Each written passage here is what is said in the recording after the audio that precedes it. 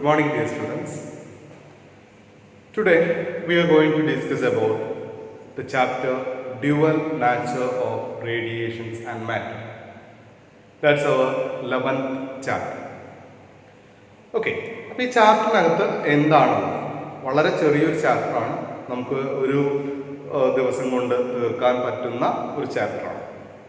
Dual nature എന്ന് പറഞ്ഞാൽ നമ്മുടെ ലൈറ്റിൻ്റെ കേസ് എടുക്കുകയാണെങ്കിൽ ലൈറ്റിന് നമ്മൾ രണ്ട് നാച്ചർ ഉണ്ടെന്ന് പറയാറുണ്ട്, ഡ്യുവൽ നാച്ചർ ഉണ്ട്. അപ്പോൾ അത് കാരണം എന്താ വെച്ചാൽ നമ്മുടെ ലൈറ്റിൻ്റെ ചില ഫിനോമിനൻസ് എക്സ്പ്ലെയിൻ ചെയ്യാൻ വേവ് നാച്ചറിന് പറ്റിയില്ല, അല്ലെങ്കിൽ പാർട്ടിക്കിൾ നാച്ചറിന് പറ്റിയില്ല. രണ്ടും വരാം അല്ലേ. ഒരു പെർട്ടിക്കുലർ കേസ് എക്സ്പ്ലെയിൻ ചെയ്യാൻ ഒരു വേവ് തിയറിക്ക് സാധിച്ചു, എന്നാൽ മറ്റു ചില കാര്യങ്ങൾ ചെയ്യാൻ ആർക്ക് സാധിച്ചു? പാർട്ടിക്കിൾ നാച്ചർ എന്ന് പറയുന്നതിന് സാധിച്ചു.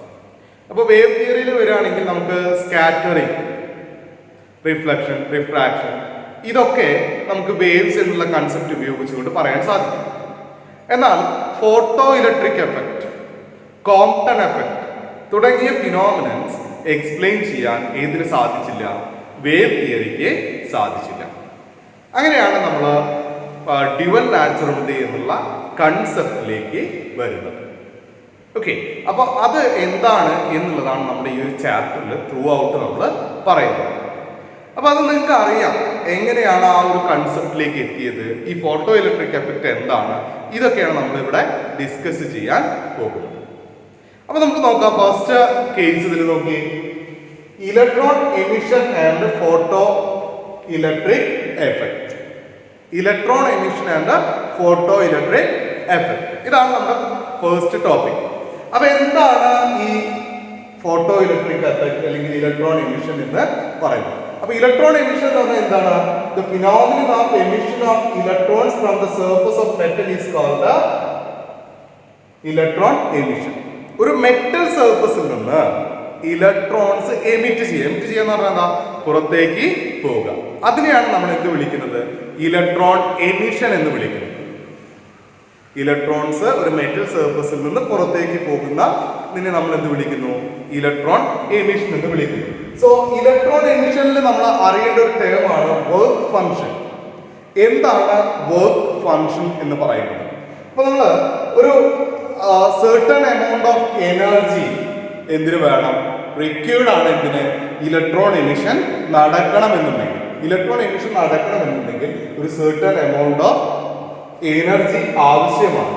ആ മിനിമം എനർജി എസ്കേപ്പ് ചെയ്യാൻ വേണ്ട ആ ഒരു മിനിമം എനർജിയെ നമ്മൾ വിളിക്കുന്ന പേരാണ് എന്താ?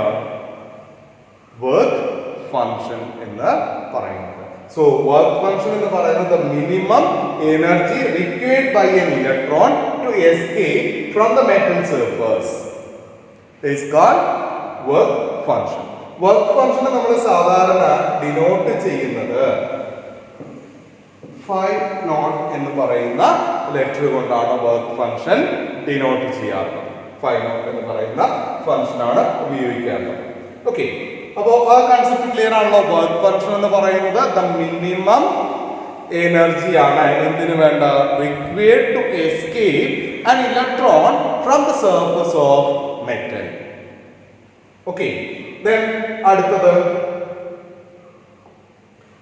നോക്കി. അതിന് നമ്മൾ ആ ഒരു ഇതിനെ നമ്മൾ ഇലക്ട്രോൺ എമിഷൻ നടക്കണമെന്നുണ്ടെങ്കിൽ കുറച്ച് പ്രോസസ്സുകൾ ഉണ്ട്. അതായത് പല രീതിയിലുള്ള ഇലക്ട്രോൺ എമിഷൻസ് നടക്കാം. അപ്പോൾ അതെന്തൊക്കെയാണ് എന്നുള്ളതാണ് നമ്മൾ പറയുന്നത്. ഓക്കെ, അപ്പൊ അതിലെ first case thermionic emission. Thermionic emission അവിടെ തന്നെ ഉണ്ട് അല്ലെ. തെർമയോണിക് എന്ന് പറയുമ്പോൾ റിലേറ്റഡ് ടു ടെമ്പറേച്ചർ. സോ അവിടെ ഇലക്ട്രോൺ എമിഷൻ നടക്കുന്നത് എന്തിനനുസരിച്ചായിരിക്കും? ടെമ്പറേച്ചറിനനുസരിച്ചായിരിക്കും. അപ്പൊ നമുക്ക് പറയാം, നമുക്ക് ഹീറ്റ് പ്രൊവൈഡ് ചെയ്തുകൊണ്ട് എന്ത് നടത്താം? ഇലക്ട്രോൺ എമിഷൻ നടത്താം. അപ്പൊ by suitable heating sufficient thermal energy can be imparted to the free electrons to enable them to come out of the metals നിന്ന് പുറത്തേക്ക് വരുന്നതിന് ആവശ്യമായിട്ടുള്ള suitable temperature മീൻസ് ഹീറ്റ് കൊടുത്തുകൊണ്ട് നമുക്ക് എന്ത് ചെയ്യാം, ഇലക്ട്രോണിനെ ഒരു സർഫസിൽ നിന്ന് എമിറ്റ് ചെയ്യാൻ സാധിക്കും. അതാണ് ഒരു കേസ് പറയുന്നത്. അടുത്ത നോക്കിയ ഫീൽഡ് എമിഷൻ. അപ്പൊ ഇവിടെ ഫീൽഡ് എന്ന് പറയുമ്പോൾ തന്നെ നമ്മൾ ആലോചിക്കണം ഏതൊക്കെ ഫീൽഡ്സ് ഉണ്ട്, ഇലക്ട്രിക് ഫീൽഡും മാഗ്നറ്റിക് ഫീൽഡും. ഇവിടെ ഒരു സ്ട്രോങ് ഇലക്ട്രിക് ഫീൽഡ് കൊടുത്തുകൊണ്ട് എന്ത് ചെയ്യാണ്, ഇലക്ട്രോൺസിനെ എമിറ്റ് ചെയ്യിക്കാം. നമ്മൾ അങ്ങോട്ട് കൊടുക്കുന്ന ഒരു സ്ട്രോങ് ഇലക്ട്രിക് ഫീൽഡാണ്. അപ്പൊ ഒരു ഇലക്ട്രിക് ഫീൽഡ് സപ്ലൈ ചെയ്തുകൊണ്ട് ഇലക്ട്രോൺസിനെ എമിറ്റ് ചെയ്യുന്ന രീതിയെ നമുക്ക് എന്ത് വിളിക്കാം, ഫീൽഡ് എമിഷൻ എന്ന് പറയാം. അടുത്തതോ photo electric emission. Photo electric അവിടെ തന്നെ ഉണ്ട് അല്ലേ, ലൈറ്റ്. ഫോട്ടോ ഇലക്ട്രിക് എന്ന് പറഞ്ഞ ടേം കേട്ടാൽ നിങ്ങൾ മനസ്സിലാക്കണം, ലൈറ്റ്. അപ്പൊ ലൈറ്റ് ഇൻസിഡന്റ് ചെയ്യിച്ചു കൊണ്ടും നമുക്ക് എന്ത് നടത്താം, ഒരു ഇലക്ട്രോണിനെ എമിറ്റ് ചെയ്യാൻ സാധിക്കും. ഓക്കെ, അതാണ് ഫോട്ടോ ഇലക്ട്രിക് എമിഷൻ എന്ന് പറയുന്നത്. ഇനി ഈ ചാപ്റ്ററിലെ ഏറ്റവും ഇമ്പോർട്ടന്റ് ആയിട്ടുള്ള ടോപ്പിക് ആണ് ഫോട്ടോ ഇലക്ട്രിക് എഫക്ട് എന്ന് പറയുന്നത്. അപ്പൊ ഫോട്ടോ ഇലക്ട്രിക് എഫക്ട് പറയുമ്പോൾ നിങ്ങൾ ഈ ഫിഗർ ഒന്ന് ശ്രദ്ധിക്കുക. ഈ ഫിഗർ നോക്കുക. ഈ ഫിഗർ വളരെ ഇമ്പോർട്ടന്റ് ആണ് ഫോട്ടോ ഇലക്ട്രിക് എഫക്റ്റില്. അപ്പൊ ഇവിടെ നോക്കിയ ഒരു ഗ്ലാസ് ട്യൂബ്, ഇതിനെ നമ്മൾ ഫോട്ടോ ട്യൂബ് എന്നൊക്കെ വിളിക്കും. അതിൽ രണ്ട് പ്ലേറ്റുകൾ, ഒന്ന് സി ഒന്ന് എ. നമുക്ക് ആനോഡ് കാഥോഡ് എന്നുള്ള കൺസെപ്റ്റിലേക്ക് വേണമെങ്കിൽ പറയാം. അപ്പൊ ഇത് നമ്മളൊരു സിങ്ക് പ്ലേറ്റ് ആണെന്ന് സങ്കല്പിക്കാം. ദെൻ ആ ഒരു ഗ്ലാസ് ട്യൂബില് ഒരു ഓപ്പണിംഗ് ഉണ്ട്, അവിടെ ഒരു ഫിൽറ്റർ വെച്ചിട്ടുണ്ട്. ലൈറ്റിനെ നമ്മൾ ഒരു ഡയറക്ഷനിലേക്ക് കൊണ്ടുവരാൻ വേണ്ടിയിട്ട് നമ്മളൊരു ഫിൽറ്റർ കൊടുക്കുന്നുണ്ട് അവിടെ. അത് ക്വാർട്സ് ഫിൽറ്റർ എന്നാണ് പറയുന്നത്. ക്വാർട്സ് ക്രിസ്റ്റലാണ് നമ്മളവിടെ വെച്ചിട്ടുള്ളത്. ദെൻ ഈ രണ്ട് പ്ലേറ്റുകളെ നമ്മൾ ഒരു സപ്ലൈ വോൾട്ടേജുമായിട്ട് കണക്ട് ചെയ്തിട്ടുണ്ട്. ഓക്കെ, ഇവിടെ നമ്മളൊരു മൈക്രോ അമീറ്ററും കൊടുക്കുന്നുണ്ട്. അപ്പൊ ഈ സപ്ലൈ നമുക്ക് റിവേഴ്സ് ചെയ്യാൻ പറ്റുന്നതാണ്. അതായത് ഇതിനെ വേണമെങ്കിൽ പോസിറ്റീവായിട്ട് വെക്കാം, ഇതിനെ വേണമെങ്കിൽ പോസിറ്റീവായിട്ട് വെക്കാം. നമ്മൾ രണ്ട് രീതിയിലുള്ള എക്സ്പെരിമെന്റുകൾ ഇവിടെ ചെയ്യുന്നുണ്ട്. ഓക്കെ, അപ്പൊ ഇതാണ് നമ്മുടെ ഫോട്ടോ ഇലക്ട്രിക് എഫക്ട് എക്സ്പ്ലെയിൻ ചെയ്യുന്ന ഫിഗർ ആണ്. അപ്പൊ നമ്മളിവിടെ കൺസിഡർ ചെയ്യുന്നത് രണ്ട് പ്ലേറ്റുകൾ, ഒന്ന് സി എന്നും ഒന്ന് എ എന്നും നമ്മൾ ഡിനോട്ട് ചെയ്യുന്നു. ഇവിടെ സംഭവിക്കുന്നത് എന്താ വെച്ചാൽ ഈ വിൻഡോയിലൂടെ ലൈറ്റ് എവിടെ ഇൻസിഡന്റ് ചെയ്യും, സിയിൽ ഇൻസിഡന്റ് ചെയ്യും. സോ അതിന്റെ ഫലമായിട്ട് അതൊരു മിനിമം എനർജി ഉള്ള ലൈറ്റ് ആണ് എന്നുണ്ടെങ്കിൽ ഈ സിയിൽ നിന്ന് ഇലക്ട്രോൺസ് എമിറ്റ് ചെയ്യും. ആ എമിറ്റ് ചെയ്യുന്ന ഇലക്ട്രോൺസിനെ എവിടെ കളക്ട് ചെയ്യും, നമ്മൾ എ എന്ന് പറയുന്ന പ്ലേറ്റ് കളക്ട് ചെയ്യും. അപ്പൊ അത് കളക്ട് ചെയ്യുമ്പോൾ ഈ ഒരു മൈക്രോ അമീറ്ററിനകത്ത് ഒരു വോൾട്ടേജ് നമുക്ക് ഒരു കറണ്ട് നമുക്ക് കാണാൻ സാധിക്കും. ഇവിടെ നമ്മൾ കൊടുക്കുന്ന വോൾട്ടേജ് നമുക്ക് ഈ ഒരു വോൾട്ട് മീറ്റർ ഉപയോഗിച്ചുകൊണ്ട് മെഷർ ചെയ്യാൻ സാധിക്കും. ഓക്കെ, ഇനി അപ്പൊ അത് ഓരോരോ സ്റ്റെപ്പായിട്ട് നമുക്ക് നോക്കാം എന്തൊക്കെയാണ് ഇവിടെ ചെയ്യുന്നത്. സോ ആദ്യം അപ്പാരറ്റസിനെ കുറിച്ച് ഞാൻ ഓൾറെഡി പറഞ്ഞ കാര്യമാണ്, ഒന്നുകൂടി നോക്കുക. Apparatus consist of an evacuated glass of quartz tube. Glass tube അല്ലെങ്കിൽ കോൾസ് ട്യൂബ് എന്ന് പറയാം. വിച്ച് ഇലോങ്സ് എന്തൊക്കെയാണ് അവിടെ ഉള്ളത്, അതിനകത്ത് എന്തൊക്കെ കാര്യങ്ങളാണ് ഉള്ളത് നോക്കി. എന്തൊക്കെയാണുള്ളത്, photo sensitive plate C and metal plate A. നമ്മൾ ആ സീനെ നമ്മൾ വിളിച്ച പേര് ഫോട്ടോ സെൻസിറ്റീവ് പ്ലേറ്റ് എന്ന് പറഞ്ഞാൽ ഈ ഫോട്ടോൺസ് അല്ലെങ്കിൽ നമ്മൾ ലൈറ്റ് ഇൻസിഡന്റ് ചെയ്ത് കഴിഞ്ഞാൽ അത് എന്തിനെ എമിറ്റ് ചെയ്യും, ഇലക്ട്രോൺസിനെ എമിറ്റ് ചെയ്യും. അതാണ് ഫോട്ടോ സെൻസിറ്റീവ് പ്ലേറ്റ് എന്ന് വിളിക്കുന്നത്. ആൻഡ് അനദർ പ്ലേറ്റ് എ ആണ്. Then നമ്മൾ W, അവിടെ W എന്ന് കാണിച്ചിരിക്കുന്നത് ഒരു വിൻഡോ ആണ്. That will allow the light of the particular wavelength to pass through. അതിനകത്ത് കൂടെ ഒരു പെർട്ടിക്കുലർ വേവ് ലെങ്തിനെ പാസ് ചെയ്യാൻ വേണ്ടി അലോ ചെയ്യുന്നതാണ്. Then അവിടെ ആ ക്വാർട്സ് ക്രിസ്റ്റൽ വെച്ചിരിക്കുന്നത് ഞാൻ പറഞ്ഞു ഒരു ഡയറക്ഷനിലേക്ക് ആക്കാനാണ്. അപ്പൊ ഇവിടെ നമ്മൾ ഒരു സോഴ്സ് ആണ് നമ്മൾ കൊടുക്കുന്നത്. അപ്പൊ അത് മോണോക്രോമാറ്റിക് ആണ്. മോണോക്രോമാറ്റിക് എന്ന് പറഞ്ഞാൽ സിംഗിൾ എന്നുള്ള അർത്ഥമാണ്. അപ്പൊ മോണോക്രോമാറ്റിക് ആണ്. അപ്പൊ ഇവിടെ പറയുന്നത് monochromatic radiation of suitable frequency obtained from the source falls on the photosensitive plates. അത് എവിടെയാണ് വരുന്നത്, ആ ഫോട്ടോസെൻസിറ്റീവ് പ്ലേറ്റിൽ ആ വിൻഡോയിലൂടെ വരുന്നു. And the photo electrons are emitted. ഇത് വർക്കിംഗ് ആണ്. ആ ഫോട്ടോ ഇലക്ട്രോൺസ് എമിറ്റ് ചെയ്യുന്നു from C which gets accelerated towards the plate A. നമ്മൾ ആ എ പ്ലേറ്റിലേക്ക് പോകും. നമ്മളിവിടെ ഫസ്റ്റ് കേസിൽ ആ പ്ലേറ്റ് എ എന്ന് പറയുന്നതിനെ പോസിറ്റീവ് ആയിട്ടാണ് വെച്ചിട്ടുള്ളത്. ഓക്കെ, അപ്പൊ ആ പോസിറ്റീവ് പ്ലേറ്റിലേക്ക് അത് പോകുന്നു. സോ ആ ഇലക്ട്രോൺ ഫ്ലോ നമുക്ക് എന്ത് കാണിക്കാം, കിട്ടുന്നുണ്ട്, ഒരു കറന്റ് ഉണ്ടാവും. നമ്മൾ ഓൾറെഡി പറഞ്ഞതാണ്, ഞാൻ ഒന്നും കൂടി അതിനെ റിപ്പീറ്റ് ചെയ്ത് പറയുന്നത് മാത്രം. ആ ഫോട്ടോ ഇലക്ട്രിക് കറന്റ് ഉണ്ടാവും. ആ കറന്റ് നമ്മൾ വിളിക്കുക ഫോട്ടോ ഇലക്ട്രിക് കറന്റ് എന്നാണ് വിളിക്കുന്നത്. ഓക്കെ, ഇത്രയും കാര്യങ്ങളാണ് നമ്മൾ ആ ഒരു എക്സ്പെരിമെന്റിൽ പറയുന്നത്. അപ്പൊ ഇനി അതില് ചില ഫാക്ടേഴ്സ് എഫക്ട് ചെയ്യുന്നുണ്ട്, അതായത് ആ ഒരു റേഡിയേഷനെ എഫക്ട് ചെയ്യുന്ന ചില ഫാക്ടേഴ്സ് ഉണ്ട്. അപ്പൊ അതെന്തൊക്കെയാണ് എന്നുള്ളതാണ് നമ്മൾ ഇനി നോക്കുന്നത്. അപ്പൊ നോക്കിയേ, factors affecting photo electric current, ആ കറന്റിനെ എഫക്ട് ചെയ്യുന്ന ഫാക്ടേഴ്സ്. ഒന്നാമത്തെ കേസ് നോക്കിയേ, effect of intensity of the light on the photo current. അതായത് ആ ഇന്റൻസിറ്റി, ലൈറ്റിന്റെ ഇന്റൻസിറ്റി എന്തിനെ ഡിപ്പെൻഡ് ചെയ്യുന്നതാണ്? നമ്മൾ പറഞ്ഞ ഫോട്ടോ കറന്റിനെ ഡിപ്പെൻഡ് ചെയ്യുന്നതാണ്. അപ്പോ ഇവിടെ എമിറ്റ് ചെയ്യുന്ന ഫോട്ടോൺസിന്റെ അല്ലെങ്കിൽ ആ ഇലക്ട്രോൺസിന്റെ എണ്ണം എന്ന് പറയുന്നത് ഇന്റൻസിറ്റിക്ക് ഡയറക്ട്ലി പ്രൊപ്പോർഷണൽ ആയിരിക്കും. എന്ന് പറഞ്ഞാൽ ഇന്റൻസിറ്റി കൂടുന്നതിനനുസരിച്ച് ഇലക്ട്രോൺ എമിറ്റ് ചെയ്യുന്നതിന്റെ എണ്ണവും കൂടുതൽ ആയിരിക്കും. ഓക്കെ, ഇന്റൻസിറ്റി കൂടുമ്പോൾ എമിറ്റ് ചെയ്യുന്ന ഇലക്ട്രോണുകളുടെ എണ്ണവും കൂടുതൽ ആയിരിക്കും. ഓക്കെ, ഇതാണ് ഇവിടെ പറഞ്ഞത്. അപ്പൊ നമ്മള് ഈ ഇന്റൻസിറ്റിയും അതുപോലെ തന്നെ ഫോട്ടോ കറണ്ടും തമ്മിൽ ഒരു ഗ്രാഫ് വരച്ചു കഴിഞ്ഞാൽ നമുക്ക് കിട്ടുന്നത് ഒരു സ്ട്രെയിറ്റ് ലൈൻ ഗ്രാഫ് ആയിരിക്കും നമുക്ക് കിട്ടുന്നുണ്ടാവുക. ഇതുപോലൊരു സ്ട്രെയിറ്റ് ലൈൻ ഗ്രാഫ് ആയിരിക്കും നമുക്ക് കിട്ടുന്നുണ്ടാവുക. ഓക്കെ, ഇതൊരു തിയററ്റിക്കൽ ചാപ്റ്റർ ആണ്, അതുകൊണ്ടാണ് ഞാൻ ഇതിങ്ങനെ പറഞ്ഞു പോകുന്നത്. ഓക്കെ, ക്ലിയർ ആണല്ലോ. Then effect of potential on photo electric current. Photo electric കറന്റും പൊട്ടൻഷ്യലും തമ്മിലുള്ള റിലേഷൻ. പൊട്ടൻഷ്യൽ എന്ന് പറഞ്ഞാൽ നമ്മൾ അപ്ലൈ ചെയ്യുന്ന പൊട്ടൻഷ്യലാണ്. അപ്പൊ ഇവിടെ നമുക്ക് അത് രണ്ട് രീതിയിൽ എക്സ്പെരിമെന്റ് ചെയ്യാം. ഒന്ന്, നമുക്ക് എ പ്ലേറ്റിനെ പോസിറ്റീവായിട്ട് കൺസിഡർ ചെയ്തുകൊണ്ട് ചെയ്യാം.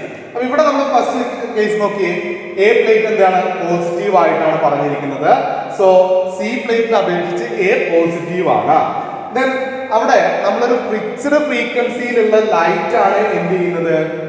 അതിലേക്ക് ഇൻസിഡന്റ് ചെയ്യുന്നത് light of fixed frequency and fixed ഇന്റൻസിറ്റിയും അതുപോലെ തന്നെ അതിന്റെ ഫ്രീക്വൻസിയും ഫിക്സ് ചെയ്ത് വെച്ചിട്ടുണ്ട്. അങ്ങനെയുള്ള ലൈറ്റ് ആണ് അതിലേക്ക് എന്ത് ചെയ്യുന്നത്? ഇൻസിഡന്റ് ചെയ്യുന്നത്. സോ അങ്ങനെയാണെങ്കിൽ ഫോട്ടോ കറന്റ് എന്ന് പറയുന്നത് ഇൻക്രീസ് ചെയ്യും, ഇൻക്രീസിങ് ആക്സിലറേറ്റിംഗ് പൊട്ടൻഷ്യൽ എന്ന് പറഞ്ഞാൽ നമ്മൾ ആ പൊട്ടൻഷ്യൽ കൂട്ടുന്നതിനനുസരിച്ച് ആ ഫോട്ടോ കറന്റ് ഇൻക്രീസ് ചെയ്യും. എന്ന് പറഞ്ഞാൽ എന്താണ്? ഇലക്ട്രോൺസ് സി പ്ലേറ്റിൽ നിന്ന് വരുന്നതിന്റെ എണ്ണം കൂടുന്നു എന്ന് അർത്ഥം. പക്ഷെ ഏതുവരെ അത് കൂടും? അതിനൊരു ലിമിറ്റ് ഉണ്ട്. ഒരു പെർട്ടിക്കുലർ സ്റ്റേജ് എത്തുന്ന സമയത്ത് അവിടെ എന്താ സംഭവിക്കുക? നമ്മൾ at some stage for a certain positive potential of plate A, all the emitted electrons are collected by A. എന്ന് പറഞ്ഞാൽ ആ സമയത്ത് അതിൽ നിന്ന് എമിറ്റ് ചെയ്ത സി പ്ലേറ്റിൽ നിന്ന് എമിറ്റ് ചെയ്ത എല്ലാ ഇലക്ട്രോൺസിനെയും ആര് കളക്ട് ചെയ്യും? എ എന്ന് പറയുന്ന ആ പ്ലേറ്റ് കളക്ട് ചെയ്യും. പിന്നെന്താ സംഭവിക്കുക? ആ വാല്യൂ എന്ന് പറയുന്നത്, അതായത് അപ്പൊ അവിടുത്തെ ആ ഒരു കറണ്ടിന്റെ വാല്യൂ എന്ന് പറയുന്നത് മാക്സിമം ആയിരിക്കും. ആ പോയിന്റിന് നമ്മൾ സാച്ചുറേഷൻ എന്ന് പറയാം. ആ ഒരു സമയത്ത് അതിനെ സാച്ചുറേറ്റ് ആയി എന്ന് നമുക്ക് പറയാൻ സാധിക്കും. അപ്പൊ ഈ സമയത്തുള്ള ആ മാക്സിമം കറന്റിനെ നമ്മൾ വിളിക്കുന്നതാണ് സാച്ചുറേഷൻ കറന്റ്. ആ മാക്സിമം കറന്റിനെ നമ്മൾ വിളിക്കുന്ന പേരാണെന്ത്? Saturation current. ഓക്കെ, അപ്പൊ ഇത്രയേ ഉള്ളൂ പറഞ്ഞത്. നമ്മൾ സി പ്ലേറ്റിനെ നെഗറ്റീവ് ആക്കിക്കൊണ്ടും എ പ്ലേറ്റ് പോസിറ്റീവ് ആക്കിക്കൊണ്ടും വെച്ചു. എന്നിട്ട് നമ്മൾ ആ ഒരു റിയോസ്റ്റാറ്റ് ഒക്കെ ഉപയോഗിച്ചുകൊണ്ട് കൊടുത്ത പൊട്ടൻഷ്യൽ എന്ത് ചെയ്തു? ഇൻക്രീസ് ചെയ്തുകൊണ്ടിരുന്നു. അപ്പൊ എന്താ സംഭവിക്കുക? ആ ഇൻക്രീസ് ചെയ്യുന്നതിനനുസരിച്ച് അവിടെ കളക്ട് ചെയ്യുന്നതിന്റെ എമൗണ്ടും കൂടുന്നു. എന്ന് പറഞ്ഞാൽ ഫോട്ടോ കറന്റ് കൂടുന്നു. ഒരു പെർട്ടിക്കുലർ വാല്യൂ എത്തുന്ന സമയത്ത്, പൊട്ടൻഷ്യലിന്റെ ഒരു പെർട്ടിക്കുലർ വാല്യൂ എത്തുന്ന സമയത്ത് അവിടെ എന്ത് സംഭവിക്കും? ആ എല്ലാ ഇലക്ട്രോൺസും എമിറ്റ് ചെയ്ത എല്ലാ ഇലക്ട്രോൺസും എന്ത് ചെയ്യും? പ്ലേറ്റ് എ കളക്ട് ചെയ്യും. എന്ന് പറഞ്ഞാൽ അവിടെ കറണ്ട് മാക്സിമം ആയിരിക്കും. പിന്നെ ഇനി നമ്മൾ ചെയ്ത് കഴിഞ്ഞാൽ അത് മാക്സിമം ആയിരിക്കില്ല, ഇനി കുറേ ഉണ്ടാവുള്ളൂ, അല്ലെങ്കിൽ ആ ഒരു പോയിന്റ് പിന്നീട് ചേഞ്ച് ചെയ്യുന്നുണ്ടാവില്ല. അപ്പോൾ ആ സാച്ചുറേഷൻ ആയിട്ട് ആ ഒരു വാല്യൂ ആയിരിക്കും മാക്സിമം. ഫെർദർ ചേഞ്ചസ് അവിടെ ഉണ്ടാവില്ല. അപ്പോൾ ആ പോയിന്റിനെ നമ്മൾ സാച്ചുറേഷൻ പോയിന്റ് എന്നൊക്കെ വിളിക്കാം. ആ സമയത്തുള്ള കറന്റിന് നമുക്ക് സാച്ചുറേഷൻ കറന്റ് എന്ന് വിളിക്കാം. ഓക്കെ ആണല്ലോ. ഇനി ഇതേ കാര്യം തന്നെ നമ്മൾ മറ്റൊരു കേസായിട്ട് പറയുന്നത്. ഇപ്പൊ നമ്മൾ പറഞ്ഞ കേസ് എന്താണ്? നമ്മളൊരു വാല്യൂ ഇങ്ങനെ കൊടുത്ത് വന്നു. ആ സമയത്ത് അതിന്റെ ഒരു പെർട്ടിക്കുലർ പോയിന്റ് ആയപ്പോൾ സാച്ചുറേഷനിലായി, മാക്സിമം ആയി എന്നുള്ളതാണ് പറഞ്ഞത്. അപ്പോൾ ഇന്റൻസിറ്റിയും അതും തമ്മിലൊരു റിലേഷൻ ഉണ്ട്. ഇന്റൻസിറ്റി കൂടുന്നതിനനുസരിച്ച് ഇവിടെ ഈ സാച്ചുറേഷൻ പോയിന്റിലും വ്യത്യാസമുണ്ട്. ഇന്റൻസിറ്റിക്ക് അനുസരിച്ച് നോക്കിയേ I3 is greater than I2 is greater than I1. ആ സമയത്ത് നമ്മുടെ സാച്ചുറേഷൻ പൊട്ടൻഷ്യൽ നമ്മൾ കൊടുത്തു നോക്കിയേ ഈ ഒരു പോയിന്റിലാണ് എല്ലാതും എന്തായത് സാച്ചുറേഷൻ ആയത് എന്ന് പറയാൻ പറ്റും. ഓക്കെ, ഇനി ഒന്നുകൂടി ഒരു കൺസെപ്റ്റ് കൂടി നമുക്ക് നോക്കാം. മിനിമം നെഗറ്റീവ് പൊട്ടൻഷ്യൽ നമ്മൾ നേരെ തിരിച്ചു ചെയ്യണം. എനെ നെഗറ്റീവ് ആക്കണം, അതുപോലെ സി പോസിറ്റീവ് ആക്കണം. ആ സമയത്ത് എന്താ സംഭവിക്കാം? അവിടെ ആ കറണ്ടിൽ ഉണ്ടാകുന്ന വ്യത്യാസം നോക്കുക. നിങ്ങൾ എന്ത് വ്യത്യാസമാണ് അവിടെ? V0 എന്ന് പറയുന്നത് നമ്മൾ കൊടുത്തിട്ടുള്ള പൊട്ടൻഷ്യൽ ആണ്, എക്ക് കൊടുത്തിട്ടുള്ളതാണ്. സി ആണ് ഇവിടെ പോസിറ്റീവ് ആയിട്ട് നമ്മൾ എടുത്തിട്ടുള്ളത്. സോ ഇവിടെ പറയാണ് ഫോട്ടോ ഇലക്ട്രിക് കറന്റ് ബിക്കം 0 ഒരു പെർട്ടിക്കുലർ പോയിന്റ് ആകുന്ന സമയത്ത് നമ്മൾ ഇങ്ങനെ ചെയ്യുന്ന സമയത്ത് ആ ഒരു കറണ്ട് ഇങ്ങനെ കൂട്ടി വരുന്ന നെഗറ്റീവ് ആണല്ലോ. അപ്പൊ നെഗറ്റീവ്ലി നമ്മൾ കറണ്ട് കൂട്ടി വരുന്ന സമയത്ത്, പൊട്ടൻഷ്യല് കൂട്ടി വരുന്ന സമയത്ത് ആ മൈക്രോമീറ്ററിൽ കാണിക്കുന്ന കറണ്ട് ഒരു പോയിന്റ് എത്തുമ്പോൾ 0 ആയിരിക്കും. ഒരു പെർട്ടിക്കുലർ പോയിന്റിൽ ആ വാല്യൂ 0 ആയിരിക്കും. നമ്മളിപ്പോ ആദ്യം ചെയ്തത് എ പോസിറ്റീവ് ആക്കി, ഇവിടെ എ നെഗറ്റീവ് ആക്കി വെച്ചിട്ടുണ്ട്. നമ്മൾ ആ പൊട്ടൻഷ്യൽ അഡ്ജസ്റ്റ് ചെയ്യണം. അങ്ങനെ ഒരു പോയിന്റ് എത്തുമ്പോൾ ആ കറണ്ട് എവിടെ ഷോ ചെയ്യില്ല, ആ മൈക്രോമീറ്ററിൽ ഷോ ചെയ്യില്ല. ആ പോയിന്റിനെ നമ്മൾ വിളിക്കുക, ഇവിടെ എന്താ സംഭവിച്ചത്? കട്ട് ആവുകയാണ് ചെയ്തത്. സോ കട്ട് ഓഫ് ആണത്. അപ്പൊ അവിടത്തെ ആ പൊട്ടൻഷ്യലിനെ നമ്മൾ വിളിക്കുന്ന പേര് സ്റ്റോപ്പിംഗ് പൊട്ടൻഷ്യൽ എന്നാണ് വിളിക്കുന്നത്. നമ്മൾ ആ പൊട്ടൻഷ്യലിനെ വിളിക്കുന്ന പേര് stopping potential or cut off potential എന്ന് വിളിക്കും. അപ്പൊ എന്താണ് നമ്മൾ പറയുക? Minimum negative potential given to the plate A with respect to C at which the photoelectric current becomes 0. Photoelectric current becomes 0 is called stopping potential or cut-off potential. അതിനെയാണ് നമ്മൾ stopping potential അല്ലെങ്കിൽ cut off potential എന്ന് വിളിക്കുന്നത്. അപ്പൊ രണ്ട് terms നമ്മൾ പിടിച്ചു അല്ലേ? ഒന്ന് ഫോട്ടോ ഇലക്ട്രിക് കറണ്ട് നമ്മളവിടെ പറഞ്ഞു, അതിനുശേഷം നമ്മൾ പറഞ്ഞു സാച്ചുറേഷൻ കറണ്ട് എന്ന് പറഞ്ഞു. അടുത്ത് നമ്മൾ പറഞ്ഞത് stopping potential or cut off potential. ഇത് മൂന്ന് ടേംസും ഇമ്പോർട്ടന്റ് ആണ്. ഓക്കെ, അപ്പൊ അത് മാക്സിമം ആണ് നമ്മൾ പറഞ്ഞു. ഇനി ഇതിനെ ഒന്നും കൂടി നമ്മൾ ഇൻവെസ്റ്റിഗേഷൻ ചെയ്യാണ്. ഇവിടെ നമ്മൾ പറയുന്നത് നോക്കിയേ, if E is the charge on the photo electron then K max is equal to half mv² ആണെന്ന് നമുക്ക് അറിയാം. ഇവിടെ ഇലക്ട്രോണിന്റെ ചാർജ് ഇ ആണെന്ന് പറഞ്ഞിട്ടുണ്ട്. നമുക്ക് കിട്ടിയ പൊട്ടൻഷ്യല് V0 ആണെന്ന് പറഞ്ഞിട്ടുണ്ട്. അങ്ങനെയാണെങ്കിൽ ഇത് മാക്സിമം കൈനറ്റിക് എനർജിക്ക് ഈക്വൽ ആയിരിക്കും. ഇതാണ് ഇവിടെ പറഞ്ഞത്. ഓക്കെ, ഈ റിലേഷൻ ഓർത്ത് വെക്കണം കേട്ടോ. ഇവിടെ M എന്ന് പറയുന്നത് മാസ് ഓഫ് ഫോട്ടോൺ, V എന്ന് പറയുന്നത് maximum velocity of emitted photo electron. V is the maximum velocity of the emitted free electron. Then ഇപ്പൊ നമ്മുടെ ഇന്റൻസിറ്റിയുടെ കേസ് ഇന്റൻസിറ്റി എന്തോ ആയിക്കോട്ടെ, പക്ഷെ കട്ട് ഓഫ് പൊട്ടൻഷ്യൽ നോക്കിയേ, നിങ്ങളോട് നോക്കിയേ, ഇന്റൻസിറ്റി ഇവിടെ 3 ഇന്റൻസിറ്റി കൊടുത്തിട്ടുണ്ട്. ഈ I3 greater than I2 greater than I1 എന്ന് കൊടുത്തിട്ടുണ്ട്. പക്ഷെ ഇന്റൻസിറ്റി ഏതുമായിക്കോട്ടെ സ്റ്റോപ്പിംഗ് പൊട്ടൻഷ്യൽ എന്താണ്? സെയിം ആണ്. ഇന്റൻസിറ്റി അവിടെ ഡിപ്പെൻഡ് ചെയ്യുന്നില്ല. ഏത് ഇന്റൻസിറ്റി ആയാലും സ്റ്റോപ്പിംഗ് പൊട്ടൻഷ്യലിന്റെ വാല്യൂ സെയിം ആണ്. ഇനി ഫ്രീക്വൻസിയുടെ ഡിപ്പെൻഡൻസ് നോക്കിയേ, effect of frequency of incident radiation എന്താണ് വരുന്നത്? ഇപ്പൊ നമ്മളിവിടെ റേഡിയേഷൻസ് എടുക്കുമ്പോൾ ഡിഫറെന്റ് ഫ്രീക്വൻസീസ് കൺസിഡർ ചെയ്യാണ്. നോക്കിയേ, ഫ്രീക്വൻസി ആണ് μ3 ഗ്രേറ്റർ ദാൻ μ2 ഗ്രേറ്റർ ദാൻ μ1 എന്ന് കൊടുക്കും. അപ്പൊ ആ സമയത്ത് നോക്കിയേ, നമുക്ക് കിട്ടുന്ന സ്റ്റോപ്പിംഗ് പൊട്ടൻഷ്യൽസ് നോക്കിയേ ഡിഫറെന്റ് ആണ് അല്ലേ? ഇന്റൻസിറ്റിക്ക് അനുസരിച്ച് സ്റ്റോപ്പിംഗ് പൊട്ടൻഷ്യൽസ് വ്യത്യാസം ഉണ്ട്. പക്ഷേ ഒന്നിന് വ്യത്യാസമില്ല. ഇതിന് വ്യത്യാസമില്ല, സാച്ചുറേഷൻ കറണ്ട് സെയിം ആണ്. ഇന്റൻസിറ്റിക്ക് അനുസരിച്ച് ആ സാച്ചുറേഷൻ കറണ്ട് അവിടെ നിന്ന് ഒരു പോയിന്റ് നിന്ന് ചേഞ്ച് സംഭവിച്ചിരുന്നു.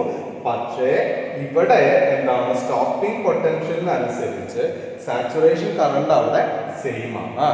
അതുപോലെ എന്ത് മാറുന്നുണ്ട്? സ്റ്റോപ്പിംഗ് പൊട്ടൻഷ്യൽ മാറുന്നുണ്ട് ഫ്രീക്വൻസിക്ക് അനുസരിച്ച്.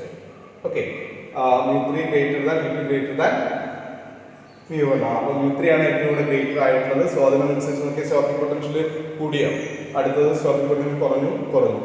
ഓക്കെ, അപ്പൊ ഇതാണ് ഇവിടുത്തെ condition, effect of intensity and effect of frequency. അപ്പൊ ഫ്രീക്വൻസി എന്തിനെ ഡിപ്പെൻഡ് ചെയ്യുന്നില്ല? സാച്ചുറേഷൻ കറണ്ടിന് എന്ത് ഫ്രീക്വൻസി ആയാലും കുഴപ്പമില്ല, സാച്ചുറേഷൻ കറണ്ട് എപ്പോഴും സെയിം ആയിരിക്കും ഫ്രീക്വൻസിക്ക് അനുസരിച്ച്. പക്ഷേ സ്റ്റോപ്പിംഗ് പൊട്ടൻഷ്യൽ വ്യത്യാസം വരും ഫ്രീക്വൻസി മാറുന്നതിന് അനുസരിച്ച്. ഇന്റൻസിറ്റി മാറിയാൽ സ്റ്റോപ്പിംഗ് പൊട്ടൻഷ്യൽ എന്തില്ല, വ്യത്യാസം ഇല്ല, പക്ഷേ കറണ്ടിന് വ്യത്യാസം സംഭവിക്കും. ഓക്കെ, ഗ്രാഫ് നമുക്ക് കിട്ടിയ കാര്യങ്ങളാണ് പറയുന്നത്. Value of stopping potential is different for radiation of different frequency. Then the value of stopping potential is more negative for radiation of higher incident frequency. അതായത് അവിടെ നെഗറ്റീവ് ആയിരിക്കും, നെഗറ്റീവിൽ കൂടുമെന്നുള്ളത് നമ്മൾ പറഞ്ഞു തന്നെയാണ്. The value of saturation current depends on the intensity of incident radiation. Saturation current intensity depend ചെയ്യുന്നുണ്ട്, but it is not depend on അല്ലെങ്കിൽ independent of frequency of incident radiation. നമ്മളിപ്പോൾ പറഞ്ഞ പോയിന്റ് തന്നെയാണ്. ഇനി അടുത്ത graph between stopping potential and the frequency of incident radiation. ഇപ്പൊ നമ്മൾ 3 ഗ്രാഫുകൾ കണ്ടു, ആ ഗ്രാഫുകളൊക്കെ ഇമ്പോർട്ടന്റ് ആണ് കേട്ടോ. അടുത്ത ഗ്രാഫ് നോക്കി, സ്റ്റോപ്പിംഗ് പൊട്ടൻഷ്യലും ഫ്രീക്വൻസി ഓഫ് ഇൻസിഡന്റ് റേഡിയേഷനും തമ്മിലുള്ള ഗ്രാഫാണ്. 2 മെറ്റൽസിനെ ബേസ് ചെയ്തിട്ടാണ് നമ്മളിവിടെ പറഞ്ഞത്. ഓക്കെ, ഒരു മെറ്റൽസിൽ mu is greater than mu 0, ഇവിടെ mu 0 എന്നുള്ളതൊക്കെ പറഞ്ഞത്. അതായത് നമ്മൾ ഒരു ഇലക്ട്രോൺ റേഡിയേറ്റ് ചെയ്യണമെന്നുണ്ടെങ്കിൽ ഒരു മിനിമം ഫ്രീക്വൻസി വേണം. അതിന് നമ്മൾ വിളിക്കുക ത്രെഷോൾഡ് ഫ്രീക്വൻസി എന്നാണ് വിളിക്കുക. ഒരു മെറ്റൽ സർഫസിൽ നിന്ന് ഒരു ഇലക്ട്രോൺ പുറത്തേക്ക് വരണമെന്നുണ്ടെങ്കിൽ there need a minimum frequency. That minimum frequency is called the threshold frequency. അതിനെ വിളിക്കുന്ന പേര് threshold frequency എന്നാണ്. അതിനെയാണ് നമ്മൾ mu 0 എന്നുള്ള ടേമിൽ റെപ്രസെന്റ് ചെയ്യുന്നത്. അപ്പോൾ mu is greater than mu 0 ആണ്, ഇവിടെ mu is greater than mu 0 dash എന്ന് പറയാം. സോ നമുക്ക് 2 ഗ്രാഫ് നോക്കി ഏകദേശം സ്ട്രെയിറ്റ് ലൈൻ പോലെയാണ് കിട്ടിയിരിക്കുന്നത്. അപ്പോൾ ഇതിൽ നമുക്ക് കിട്ടുന്ന പോയിന്റ്സ് നോക്കി, for given photo sensitive metal the stopping potential varies linearly with the frequency of the incident radiation. Incident radiation അനുസരിച്ച് അത് ലീനിയർലി ആണ് വാരി ചെയ്യുന്നത്. For a given photo sensitive metals there is a certain minimum cut off frequency mu 0. ഓരോ മെറ്റലിനും ഒരു minimum cut off frequency ഉണ്ടാവും, അതിനെ mu 0 എന്ന് denote ചെയ്യാം. അതിനെയാണ് നമ്മൾ എന്ത് വിളിച്ചത്, ത്രെഷോൾഡ് ഫ്രീക്വൻസി. ഞാനിപ്പോൾ പറഞ്ഞതാണ് അല്ലെ, ത്രെഷോൾഡ് ഫ്രീക്വൻസി. അതുണ്ടെങ്കിലേ ഇലക്ട്രോൺ പുറത്തേക്ക് വരുള്ളൂ. ഓക്കെ, അപ്പൊ മിനിമം കട്ട് ഓഫ് ഫ്രീക്വൻസി നമ്മൾ വിളിക്കുന്ന പേരാണ് threshold frequency, where which the stopping potential is 0. ആ കേസിൽ അവിടുത്തെ സ്റ്റോപ്പിംഗ് പൊട്ടൻഷ്യൽ എന്ന് പറയുന്നത് 0 ആയിരിക്കും. ഓക്കെ, അടുത്തത് ഇപ്പൊ നമ്മൾ ഈ പറഞ്ഞതിന്റെയൊക്കെ അടിസ്ഥാനത്തിൽ നമ്മൾ ചില പോയിന്റ്സ് കണ്ടെത്തി. നമ്മൾ ഫോട്ടോ ഇലക്ട്രിക് എഫക്റ്റ് ആണല്ലോ പറയുന്നത്. അപ്പൊ അതിന്റെ ചില പോയിന്റ്സ് ആണ്. ഒന്ന് laws of photo electric emission, അത് ലോസ് ആയിട്ടാണ് നമ്മൾ പറയുന്നത്. അപ്പൊ അതിൽ ഓരോരോ പോയിന്റ് ആയിട്ട് നോക്കാം. ഒന്നാമത്തെ point, for a given metal the frequency of incident radiation, the number of photoelectrons ejected per second is directly proportional to intensity of incident radiation. Intensity ക്ക് directly proportional ആണ് എന്ത്, number of photoelectrons ejected. For a given metal, the frequency of incident radiation, the number of photoelectrons ejected per second is directly proportional to intensity of incident light. നമ്മൾ നേരത്തെ പറഞ്ഞ point തന്നെയാണ്, അത് law ആയിട്ട് പറഞ്ഞു മാത്രം. അടുത്ത പോയിന്റ് നോക്കി, for a given metal there exists a certain minimum frequency of the incident radiation below which no emission of photoelectrons takes place. ഇപ്പൊ നമ്മൾ പറഞ്ഞ കേസാണ്. This frequency is called threshold frequency. ആ frequency ആണ് നമ്മൾ threshold frequency എന്ന് പറയുന്നത്. Then above the threshold frequency, the maximum kinetic energy of the emitted photons is independent of, അത് എന്തിന് ഇൻഡിപെൻഡന്റ് ആണ്, intensity of the incident light, but depends only upon the frequency. അതെന്തുകൊണ്ടാണ്, നമ്മൾ ആ വെലോസിറ്റി പറഞ്ഞില്ലേ, ആ വെലോസിറ്റിയുടെ സമയത്ത് നമ്മൾ സ്റ്റോപ്പിംഗ് പൊട്ടൻഷ്യൽ ആയിട്ടുള്ള റിലേഷൻ പറഞ്ഞല്ലോ. അപ്പൊ ആ സമയം നമ്മൾ ഫ്രീക്വൻസിക്ക് റിലേറ്റഡ് ആണ് സ്റ്റോപ്പിംഗ് പൊട്ടൻഷ്യൽ എന്ന് പറഞ്ഞു.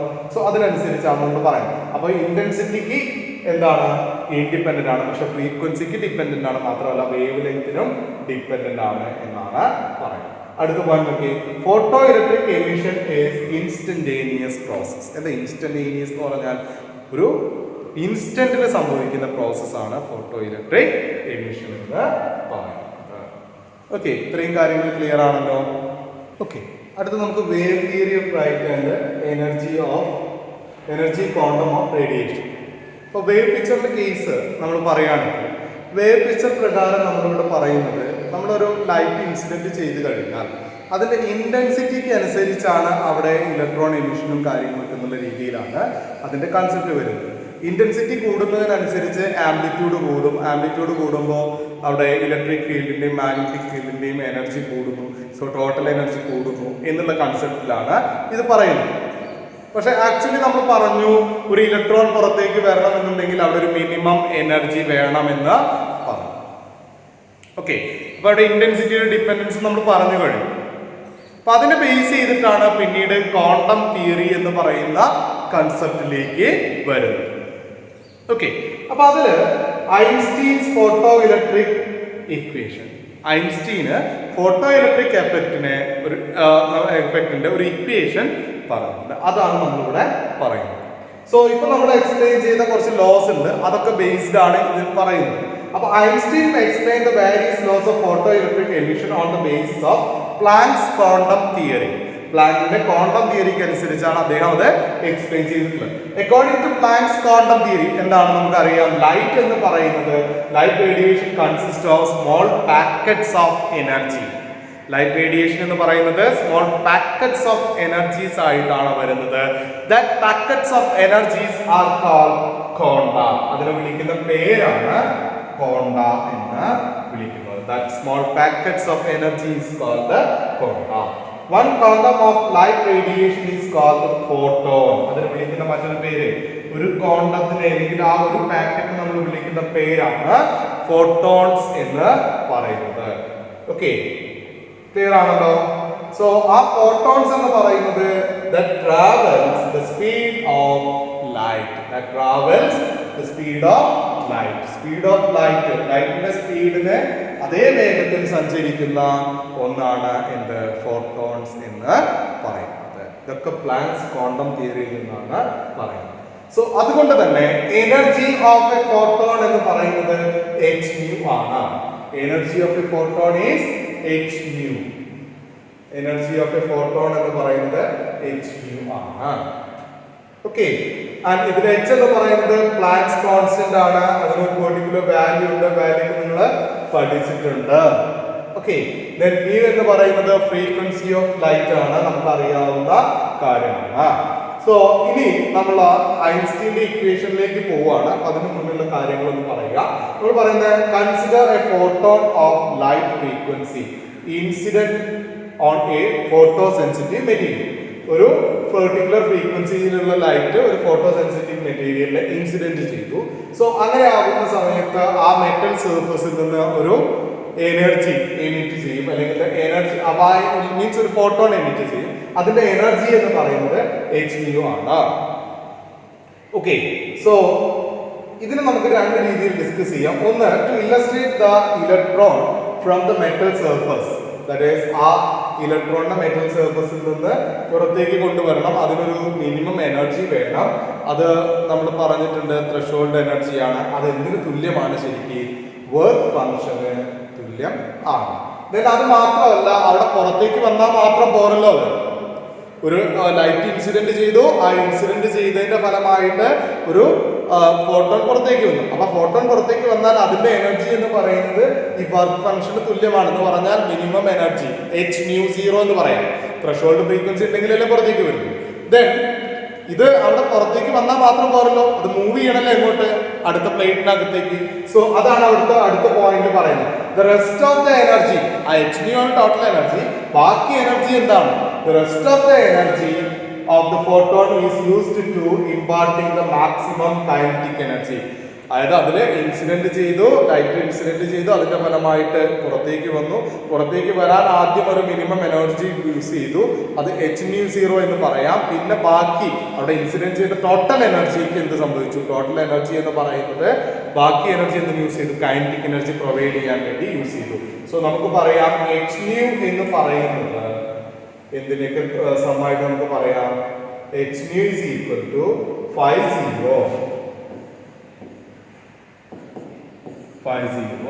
plus half m v max square എന്ന് പറയാം. 50 നമ്മുടെ വർക്ക് ഫംഗ്ഷൻ ആണ്. അപ്പോൾ വർക്ക് ഫംഗ്ഷൻ നമുക്ക് വേറെ രീതിയിലൂടെ മാറ്റി എഴുതാം. എങ്ങനെ മാറ്റി എഴുതുക? വർക്ക് ഫംഗ്ഷൻ നമുക്ക് h0 എന്ന് വേണമെങ്കിൽ കൊടുക്കാം. ഓക്കെ, വർക്ക് ഫംഗ്ഷൻ നമുക്ക് h0 എന്ന് വേണമെങ്കിൽ കൊടുക്കാം. അപ്പോൾ ഇതില് നമ്മൾ Vmax എന്ന് പറയുന്ന മാക്സിമം വെലോസിറ്റി ആണ്. So Kmax is equal to half mv square. നമ്മൾ കൈനറ്റിക് എനർജി മാക്സിമം ഇതിനൊന്ന് ഈക്വേഷൻ ഒന്ന് റീഅറേഞ്ച് ചെയ്താണ് നോക്കുക. ഈക്വേഷൻ നമ്മൾ റീഅറേഞ്ച് ചെയ്ത് കഴിഞ്ഞാൽ കൈനറ്റിക് എനർജിയുടെ കേസിലേക്ക് റീഅറേഞ്ച് ചെയ്ത് കഴിഞ്ഞാൽ half m Vmax square is equal to hν അവിടെ ഉണ്ട് അല്ലേ, hν അവിടെ ഉണ്ട്, പിന്നെ എന്താണ് φ0 അവിടെ ഉണ്ട്.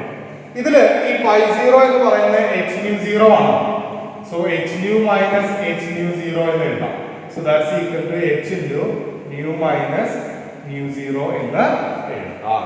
ഈ റിലേഷൻ നമുക്ക് ഇങ്ങനെ എഴുതാം. ഇതെന്താണ് സാധനം? കൈനറ്റിക് എനർജി മാക്സിമം ആണ് കേട്ടോ. half m Vmax square or kinetic energy maximum. ഇതിൽ കൈനറ്റിക് എനർജി മാക്സിമത്തിന്റെ ഇക്വേഷൻ ആണ് നമ്മൾ പറഞ്ഞത്. ഓക്കെ ആണല്ലോ. അപ്പൊ അതിനെ നമുക്ക് മാറ്റി എഴുതാൻ പറ്റുന്ന രീതി ഇപ്പൊ ഫൈനോട്ടിനെ നമുക്ക് hν എന്നുള്ള രീതിയിൽ റെപ്രസെന്റ് ചെയ്യാം, hν0 എന്നുള്ള രീതിയിൽ റെപ്രസെന്റ് ചെയ്യാമെന്ന് പറഞ്ഞു. അപ്പൊ അതാണ് ഇവിടുത്തെ റെപ്രസെന്റേഷൻ. ഇനി ഇതിപ്പോ നമ്മൾ പറഞ്ഞ കേസ് തന്നെയാണ്. ഐൻസ്റ്റീന്റെ ഫോട്ടോ ഇലക്ട്രിക് ഇക്വേഷൻ നമ്മൾ പറഞ്ഞതാണ്, അതൊന്നും കൂടി അതിൽ റിപ്പീറ്റ് ചെയ്ത് വന്നതാണ്. Okay, then wave nature of matter. Wave nature of matter എന്ന് പറഞ്ഞാൽ നമ്മള് വേവ് നാച്ചർ എന്താണെന്ന് നമ്മൾ പറഞ്ഞു. ഇപ്പൊ ഡ്യുവൽ നാച്ചർ ഉണ്ട് എന്നാണ് നമ്മുടെ ഏതിന്റെ കേസിൽ പറയുന്നത്? ലൈറ്റിന് ഉണ്ട് എന്നാണ് പറയുന്നത്. അപ്പൊ എന്തൊക്കെയാണ് ആ ഒരു കേസസ് എന്നുള്ള dual nature of matter? First one, radiation has dual nature, that is it possesses properties of both the wave ന്റെ property ഉണ്ട് and a particle, and universe is composed of both radiation and matter. റേഡിയേഷനെയും മാറ്ററിനെയും compose ചെയ്യുന്ന ഒന്നാണ് നമ്മുടെ universe എന്ന് പറയുന്നത്. therefore D Broglie പറഞ്ഞ എന്താണ്, കൺക്ലൂഡ് ചെയ്തൊരു കേസ് എന്താണ്? എല്ലാ മൂവ് ചെയ്യുന്ന പാർട്ടിക്കിളിനും എന്തുണ്ടാകുന്ന പറഞ്ഞത്? ഡ്യുവൽ നാച്ചർ ഉണ്ടാക്കും. സോ അത് എന്തുകൊണ്ടാണ്? Since nature love symmetry, nature സിമെട്രിയെ ആഗ്രഹിക്കുന്നു, അതാണ് അദ്ദേഹം പറഞ്ഞത്. അപ്പൊ ഇവിടെ ഡ്യുവൽ നാച്ചർ എന്ന് പറഞ്ഞാൽ എല്ലാ റേഡിയേഷൻസിനും മാറ്ററിനും എന്തുണ്ട്? ഡ്യുവൽ നാച്ചർ ഉണ്ട് എന്ന് പറഞ്ഞാൽ വേവ് നാച്ചറും ഉണ്ട്, അതുപോലെ തന്നെ പാർട്ടിക്കിൾ നാച്ചറും ഉണ്ട്. അതിന് കാരണം ഡി ബ്രോഗ്ലി പറയുന്നത് എന്താണ്? Universe is composed of both radiation and matter. Therefore, de Broglie concluded that the moving materials particles must also possess dual nature, since nature loves matter. അപ്പോൾ വേവിനും നമ്മൾ ലൈറ്റ് എടുക്കുകയാണെങ്കിൽ അതിന് എന്തുണ്ട്? വേവ് നാച്ചർ ഉണ്ട്, particle nature. നമ്മൾ ഇനി ഒരു particle എടുക്കുകയാണെങ്കിൽ ആ പാർട്ടിക്കിളിന് എന്തുണ്ട്? വേവ് നാച്ചർ ഉണ്ട്, അതുപോലെ പാർട്ടിക്കിൾ നാച്ചർ ഉണ്ട്. അതാണ് പറഞ്ഞത്. അപ്പൊ ഡി ബ്രോഗ്ലിയുടെ ഹൈപ്പോത്തിസിസ് എന്താണ്? അത് നിങ്ങൾക്ക് അറിയുന്ന കാര്യം തന്നെയാണ് കേട്ടോ. According to de Broglie, the moving material particle sometimes acts wave and sometimes as particle. നമ്മളിപ്പോൾ പറഞ്ഞ കാര്യമാണ്. സോ വേവ് ഒരു പാർട്ടിക്കിളിന്റെ കൂടെ എന്താ അസോസിയേറ്റ് ചെയ്യുന്നു? ഒരു വേവ് അസോസിയേറ്റ് ചെയ്യുന്നു. ഓക്കെ, അപ്പോ ആ ഒരു കൺസെപ്റ്റ് വെച്ചുകൊണ്ട് അദ്ദേഹം വേവ് ലെങ്ത് പാർട്ടിക്കിളിനും എന്തുണ്ട് എന്ന് പറഞ്ഞു? വേവ് ലെങ്ത് ഉണ്ട് എന്നാണ് അദ്ദേഹം പറഞ്ഞത്. സോ അദ്ദേഹം പറഞ്ഞത് പ്രകാരം പാർട്ടിക്കിളിന് ഒരു വേവ് ലെങ്ത് ഉണ്ട്. That wavelength is called de Broglie's wavelength. അതിനെ വിളിക്കുക ഡി ബ്രോഗ്ലീസ് വേവ് ലെങ്ത് എന്നാണ് പറയുന്നത്. ഓക്കെ, അപ്പൊ ആ വേവ് ലെങ്ത്തിന്റെ ഇക്വേഷൻ ആണ് lambda equal to h by mv, അല്ലെങ്കിൽ lambda equal to h by p. p is the momentum. Momentum is the nature of a particle, and lambda is the wavelength, that is the nature of a wave.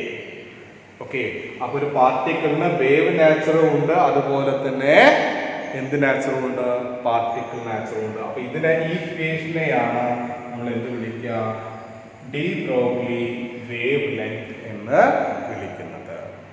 ഈ ഇങ്ങനെ particle നാച്ചറും അതുപോലെ തന്നെ wave നാച്ചറുമുള്ള waves നമുക്ക് എന്ത് വിളിക്കാം? D Broglie wave എന്ന് വിളിക്കാം, അല്ലെങ്കിൽ അതിനെ മാറ്റർ വേവ് എന്ന് വിളിക്കും. എന്താണ് matter wave? Okay, the wave associated with moving particle is called the matter waves or de Broglie waves. Okay, Then ഈ ഡി ബ്രോഗ്ലി വേവ് ലെങ്ത് നമുക്കൊന്ന് ഡിറൈവ് ചെയ്ത് നോക്കാം. എങ്ങനെയാണ് അത് ഡിറൈവ് ചെയ്യുന്നത് നോക്കാം നമുക്ക് എങ്ങനെയാണെന്നുള്ളത്. ഇത് ഇമ്പോർട്ടന്റ് ആണ് കേട്ടോ. അപ്പൊ നമുക്ക് അറിയുന്ന കാര്യമാണ് energy of a photon is equal to h nu ആണെന്നുള്ളത് നമുക്കറിയാം അല്ലെ, അറിയുന്ന കാര്യമാണ്. അതുപോലെ ഐൻസ്റ്റീന്റെ ഇക്വേഷൻ അറിയാനോ നമുക്ക്. ഐൻസ്റ്റീൻ പറഞ്ഞ പ്രകാരം according to Einstein mass energy relation is equal to mc² എന്ന് പറയുന്ന ഇക്വേഷൻ നമുക്ക് അറിയാലോ. സോ രണ്ട് എനർജികൾ ഈക്വൽ ആണെന്ന് പറഞ്ഞു. അങ്ങനെയാണെങ്കിൽ നമുക്ക് എഴുതാലോ h nu is equal to mc² എന്ന് എഴുതാലോ. സോ m ഈക്വൽ ടു ഇതിൽ നിന്ന് m ഈക്വൽ ടു എന്ത് എഴുതാം, h nu by c² എന്ന് എഴുതാം. h nu by c² എന്ന് എഴുതാം. എഴുതിക്കൂടെ, m equal to h nu by c² എന്ന് എഴുതാം. അപ്പോ ഇവിടെ നമ്മൾ ഈ ഇക്വേഷൻ എന്ത് ചെയ്യണം, രണ്ട് സൈഡിലും c കൊണ്ട് മൾട്ടിപ്ലൈ ചെയ്യണം. രണ്ട് സൈഡിലും c കൊണ്ട് മൾട്ടിപ്ലൈ ചെയ്യും. അപ്പൊ mc, c is the velocity ആണ്, v ക്ക് തുല്യമാണ്, വെലോസിറ്റി ആണ് നമ്മളോട്. അപ്പൊ അതിനെ mc എന്ന് പറഞ്ഞാൽ നമുക്ക് അതിനെ p എന്ന് എഴുതാലോ. then h nu by c² into c cancel ചെയ്തു. പിന്നെ ബാക്കി അവിടെ ഉണ്ടാവുക c മാത്രമാണ്. നമ്മുടെ ഈ ലാംഡയെ നമുക്ക് ന്യൂവിനെ നമുക്ക് താഴേക്കാം. അപ്പൊ c by v. അപ്പൊ നമുക്ക് അറിയുന്ന ഒരു റിലേഷൻ ഉണ്ട്, nu equal to c lambda അറിയാലോ. അപ്പൊ അതിന് lambda is equal to c by nu എന്നുള്ളത് അറിയില്ലേ. ഇതാണ് ഇവിടെ നമ്മൾ സബ്സ്റ്റിറ്റ്യൂട്ട് ചെയ്തത്. അതായത് ഇതിന്റെ ഈ ന്യൂവിനെ നമ്മൾ റെസിപ്രോക്കൽ താഴേക്ക് എഴുതിക്കൂടെ, അങ്ങനെ എഴുതിക്കൂടെ, ഇതിന്റെ റെപ്രസെന്റേഷൻ തന്നെ ചെയ്തുകൂടെ നമുക്ക്. അപ്പൊ അതിൽ നമുക്ക് എന്ത് കിട്ടും, ലാംഡ. അല്ലെങ്കിൽ ഇനിയിപ്പോ ഇതിങ്ങനെ എഴുതണമെന്നില്ല, ഇവിടെ തന്നെ എഴുതാം ന്യൂ ബൈ ലാംഡ സി ആണ്. ന്യൂ ബൈ സി എന്ന് പറയുമ്പോൾ നമുക്ക് ഇവിടെ എഴുതിക്കൂടെ, nu by c is equal to നമുക്ക് എന്ത് എഴുതാം, ലാംഡ എന്ന് എഴുതിക്കൂടെ, 1 ബൈ ലാംഡ എന്ന് എഴുതിക്കൂടെ. ലാംഡ അല്ല 1 ബൈ ലാംഡ. അപ്പൊ 1 ബൈ ലാംഡ എന്ന് ഇവിടെ കൊടുത്താൽ എന്ത് വരും, h ബൈ ലാംഡ വരും. അപ്പോ അതിൽ നിന്ന് നമുക്ക് ലാംഡ ഇസ് ഈക്വൽ ടു എന്ത് എഴുതാം, h ബൈ p എന്ന് എഴുതാം. Lambda equal to h by. വളരെ ഇമ്പോർട്ടന്റ് ആണ് കേട്ടോ. അപ്പൊ അറിയേണ്ട കാര്യങ്ങൾ എന്തൊക്കെയാണ്, നമുക്ക് അറിയേണ്ട കാര്യങ്ങൾ എന്തൊക്കെയാ, ഒന്ന് is equal to h nu ആണെന്ന് നമുക്ക് അറിയാം. then നമുക്ക് Einstein's equation is equal to mc² ആണെന്ന് അറിയാം. രണ്ടിനെ ഇക്വേറ്റ് ചെയ്തു. So mc² is equal to h nu എന്ന് പറയാം. then അതിൽ നിന്ന് m equal to h nu by c² എന്ന് എഴുതാം. മൾട്ടിപ്ലൈ ചെയ്യാൻ c കൊണ്ട്. So mc is equal to h nu by c എന്ന് എഴുതാം. ഓക്കേ അല്ലേ. then ഇതിൽ നിന്ന് mc എന്ന് പറഞ്ഞാൽ p ആണ്. So p is equal to h nu by c. nu by c എന്ന് പറഞ്ഞാൽ 1 by lambda എന്ന് പറഞ്ഞു. So p equal to h by lambda. So lambda equal to h by p. ഇത്രയുള്ള കാര്യം വളരെ സിമ്പിൾ ആയിട്ടുള്ള ഡെറിവേഷൻ ആണ്, ഇമ്പോർട്ടന്റ് ആണ് കേട്ടോ. ഡി ബ്രോഗ്ലി വേവ് ലെങ്ത് കാണാനുള്ള ഇക്വേഷൻ വളരെ ഇമ്പോർട്ടന്റ് ആണ് കേട്ടോ. ഇത്രയുള്ള കാര്യം. ഓക്കെ, അപ്പൊ ഇത്രയുമാണ് ഈ ഒരു ഭാഗത്തുള്ളത്. ഇനി ഇതില് ഒറ്റ കാര്യം കൂടി ഉള്ളൂ, ഒരു എക്സ്പെരിമെന്റ് ആണ്, ഡേവിഡ്സൺ ജർമർ എക്സ്പെരിമെന്റ്. അപ്പൊ അത് ഈ ഒരു പാർട്ടിക്കിൾ നാച്ചുറുമായി റിലേറ്റ് ചെയ്യുന്ന ഒന്ന് തന്നെയാണ് ഡേവിഡ്സൺ ജർമർ എക്സ്പെരിമെന്റ് എന്ന് പറയുന്നത്. So എന്താണ്, wave nature of the material particles as predicted by the de Broglie confirmed by Davidson and Germer. അതായത് ആ ഒരു ഡി ബ്രോഗ്ലി പറഞ്ഞ ആ ഒരു വേവ് ലെങ്ത് എന്താണെന്നാ പറഞ്ഞത്. അപ്പൊ ആ കൺസെപ്റ്റിനെ, ആ പ്രെഡിക്റ്റ് ചെയ്ത കാര്യത്തിനെ എന്ത് ചെയ്തു, എക്സ്പെരിമെന്റലി പ്രൂവ് ചെയ്തു. ആരെ, Davidson and Germer. Davidson and Germer എന്ന് പറയുന്ന സയന്റിസ്റ്റുകൾ. അപ്പൊ എന്താണ് ആ എക്സ്പെരിമെന്റ്? അപ്പൊ എക്സ്പെരിമെന്റൽ അറേഞ്ച്മെന്റ് എന്ന് പറയുന്നത്, electrons from a hot tungsten cathode are accelerated by potential difference V between cathode and anode. അപ്പോൾ ഒരു എക്സ്പെരിമെന്റൽ സെറ്റപ്പ് നമുക്ക് കാണിക്കാം. എക്സ്പെരിമെന്റൽ സെറ്റപ്പ്, അതിലൊരു ആനോഡ് ഉണ്ട്, കാഥോഡ് ഉണ്ട്. അപ്പൊ അതിനെ ബേസ് ചെയ്തിട്ടാണ് നമ്മൾ പറയുന്നത്. ഒരു നാരോ ഹോൾ കൺസിഡർ ചെയ്യുന്നു. Anode runs the electrons into the fine beam of electrons and allows them to strike the nickel crystal. ആ ഇതിൽ നിന്ന് വരുന്നതിന് എന്ത് ചെയ്യുന്നു, നിക്കൽ ക്രിസ്റ്റലിലേക്ക് സ്ട്രൈക്ക് ചെയ്യാൻ വേണ്ടി അലോ ചെയ്യുന്നു. അപ്പൊ നോക്കി, ഇവിടെ നമുക്ക് ആ എക്സ്പെരിമെന്റൽ സെറ്റപ്പ് നോക്കാം. എന്താണ് എക്സ്പെരിമെന്റൽ സെറ്റപ്പ് നോക്കിയേ. ഇതാണ് ഇത്രയുള്ള കാര്യം. ഇവിടെ നമ്മളൊരു ഡിറ്റക്ടർ ആണ് വെച്ചിട്ടുള്ളത്. നമ്മളൊരു ആക്സിലറേറ്റ് ചെയ്യുന്ന ഒരു ഇതിൽ നിന്ന് ഇലക്ട്രോൺസ് എന്ത് ചെയ്യുന്നുണ്ട്, ഇൻസിഡന്റ് ചെയ്യുന്നുണ്ട്. ഇവിടെ നമുക്ക് അതിനനുസരിച്ച് അതിന്റെ പൊട്ടൻഷ്യൽ മാറ്റി കൊടുക്കാം. ഒരു ഇലക്ട്രോൺ ഗൺ ഉണ്ട്. അപ്പൊ ഈ ക്രിസ്റ്റലിൽ വന്ന് പതിക്കുന്ന ഇൻസിഡന്റ് ചെയ്യുന്ന ബീം ഇതിൽ നിന്ന് എന്ത് ചെയ്യും, സ്കാറ്റർ ചെയ്യും. അതിനെ ഡിറ്റക്ട് ചെയ്യാനാണ് ഒരു ഡിറ്റക്ടർ ഉള്ളത്. ഇത് ഉപയോഗിച്ചാണ് ഇവിടെ നമ്മൾ പറയുന്നത്. So electrons are scattered in all direction by atoms in the crystals and its intensity is given in the direction is found by the uses of dictator. ഒരു ഡിറ്റക്ടർ ഉപയോഗിച്ച് നമുക്ക് അതിനെ ഡിറ്റക്ട് ചെയ്യാം. സോ അത് ഉപയോഗിച്ചുകൊണ്ട് നമ്മളൊരു ഗ്രാഫ് വരയ്ക്കാം. നമ്മളിവിടെ ഫൈ എന്ന് പറയുന്ന ഒരു ആംഗിൾ ആണ് കൺസിഡർ ചെയ്തതെങ്കിൽ നമുക്ക് ആ ഇതിൽ നിന്ന് കിട്ടുന്നത് ഇപ്പൊ ഇങ്ങനെയുള്ള സാധനം നമ്മൾ ഇങ്ങനെ മാറ്റുന്ന സമയത്ത് ഇവിടെ നമുക്ക് ആംഗിൾ കിട്ടുമല്ലോ. അപ്പൊ ആംഗിൾ ഉപയോഗിച്ചുകൊണ്ട് നമുക്ക് ഇൻസിഡന്റ് ബീമിന്റെയും ആ ഒരു ആംഗിൾ വെച്ചിട്ട് നമുക്ക് എന്ത് ചെയ്യാം, ഒരു ഗ്രാഫ് വരയ്ക്കാം. അപ്പൊ ആ ഇൻസിഡന്റ് റേഡിയേഷൻ അല്ലെങ്കിൽ വോൾട്ടേജ് നമുക്ക് യൂസ് ചെയ്യാം. അത് ഉപയോഗിച്ചുകൊണ്ട് നമ്മളൊരു ഗ്രാഫ് പ്ലോട്ട് ചെയ്ത് കഴിഞ്ഞാൽ നമുക്ക് പലതരത്തിലുള്ള ഗ്രാഫുകൾ കിട്ടും. സോ അപ്പോൾ നമ്മൾ നോക്കിയ ഓരോരോ കേസസ് നോക്കിയാൽ നമ്മൾ ആദ്യം ഒരു പൊട്ടൻഷ്യൽ ആയിട്ട് 44 വോൾട്ടിൽ കൊടുത്തു. അപ്പൊ നമ്മുടെ ഇത് നോക്കിയ ഗ്രാഫ് ഇങ്ങനെ പോയി, പിന്നെ ഒരു പെർട്ടിക്കുലർ കേസിൽ അത് മുകളിലേക്ക് പോവുകയാണ് ചെയ്തത് ഇന്റൻസിറ്റിക്ക് അനുസരിച്ച്. ദെൻ 48 ആയിട്ടുള്ള ചേഞ്ച് നോക്കാം, ചെറിയൊരു ചേഞ്ച്. ദെൻ 54 ആയ സമയത്ത് നോക്കിയാൽ എക്സാക്ട് ആയിട്ട് ഇവിടേക്ക് വന്നു, എന്നിട്ടാണ് പോയത് എന്ന് പറഞ്ഞാൽ ഒരു 50 ഡിഗ്രി എക്സാക്ട് ചേഞ്ച് ആണ് അവിടെ ഉണ്ടായിട്ടുള്ളത്. ഓക്കെ, അപ്പൊ ഇതാണ് ഈ ഒരു കേസിൽ ഉള്ളത്. അപ്പൊ ആ 54ലാണ് അതില് എക്സാക്ട് ആയിട്ട് നമുക്ക് എന്ത് കിട്ടുന്നത് അറിയോ, ഡി ബ്രോഗ്ലി വേവ് ലെങ്ത് എന്ന് പറയുന്ന നമുക്കിവിടെ കിട്ടുന്നത്. ആ 54 ഡിഗ്രി വോൾട്ടിലാണ് നമുക്ക് ആ വാല്യൂ കിട്ടുന്നത്. ഓക്കെ ആണല്ലോ. ഓക്കെ, നമ്മളിപ്പോ ഡേവിഡ്സൺ ജർമ്മർ എക്സ്പെരിമെന്റ് പറഞ്ഞുകൊണ്ടിരിക്കുന്നത്. അപ്പൊ അതില് നമ്മൾ അറിയേണ്ട ഒരു കാര്യമുണ്ട്. നമ്മൾ ഡി ബ്രോഗ്ലി വേവ് ലെങ്ത് നമുക്ക് അറിയാം, ലാംഡ ഈക്വൽ ടു h/p ആണെന്നുള്ള കാര്യം നമുക്ക് അറിയാം. ലാംഡ ഈക്വൽ ടു h/p ആണെന്ന് അറിയാം. പക്ഷെ അത് ഇലക്ട്രോണിന്റെ കേസിൽ ആ ഇക്വേഷൻ എങ്ങനെയാണ് വരുന്നത് അതാണ് നമ്മൾ പറയുന്നത്. അത് വെച്ചിട്ടാണ് ശരിക്കും എന്ത് ഡേവിഡ്സൺ ജർമ്മർ എക്സ്പെരിമെന്റ് എക്സ്പ്ലെയിൻ ചെയ്തിട്ടുള്ളത്. അപ്പൊ അതിന് നമുക്ക് അറിയുന്ന കാര്യങ്ങൾ നോക്കി, P ഈക്വൽ ടു mv ആണെന്ന് അറിയാം. നമുക്ക് P ഈക്വൽ ടു mv ആണെന്ന് അറിയാം. അതുപോലെ കൈനറ്റിക് എനർജിയുടെ ഇക്വേഷൻ ഉണ്ട്. Kinetic energy is equal to half mv² ആണെന്ന് അറിയാലോ.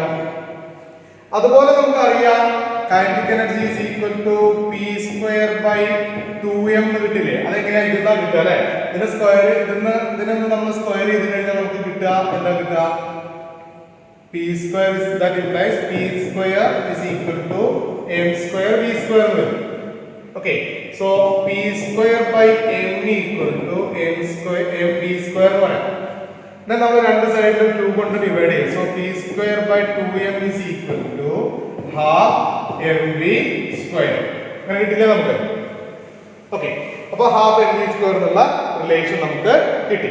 അപ്പൊ കൈനറ്റിക് എനർജിയുടെ ഇക്വേഷൻ ആണ് നമുക്ക് കിട്ടിയത്.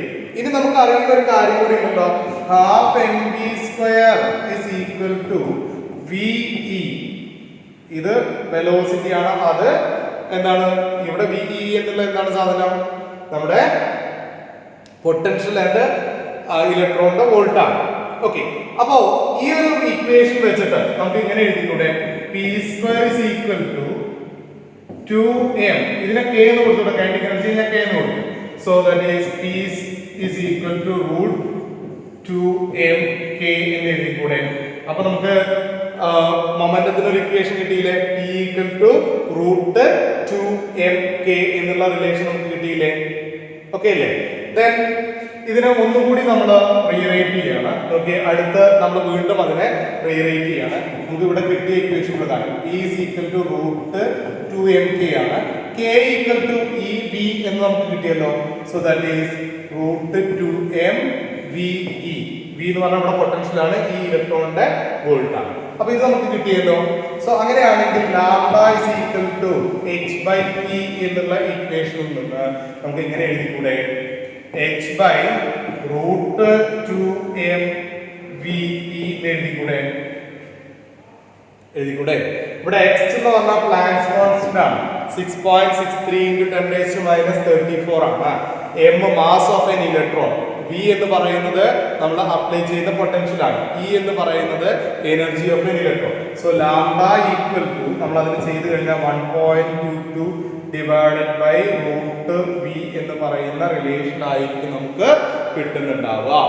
അത്രയും നാനോമീറ്റർ 1.227 by √v നാനോമീറ്റർ. അപ്പൊ ഡേവിഡ്സൺ ജർമ്മർ എക്സ്പെരിമെന്റില് നമ്മൾ ഈ വാല്യൂ എന്തിന്റെ വാല്യൂ ആണ് മാറ്റി കൊടുക്കുന്നത്, ഈ അപ്ലൈഡ് പൊട്ടൻഷ്യലിന്റെ വാല്യൂ ആണ് മാറ്റി കൊടുക്കുന്നത്. അതാണ് ഞാൻ പറഞ്ഞത് 54 വോൾട്ടിനാണ് നമുക്ക് എക്സാക്റ്റ് ആയിട്ട് ഡി ബ്രോഗ്ലി വേവ് ലെങ്ത് എന്ന് പറയുന്നത് ഇവിടെ കിട്ടുന്നത് എന്ന് ഞാൻ പറഞ്ഞു.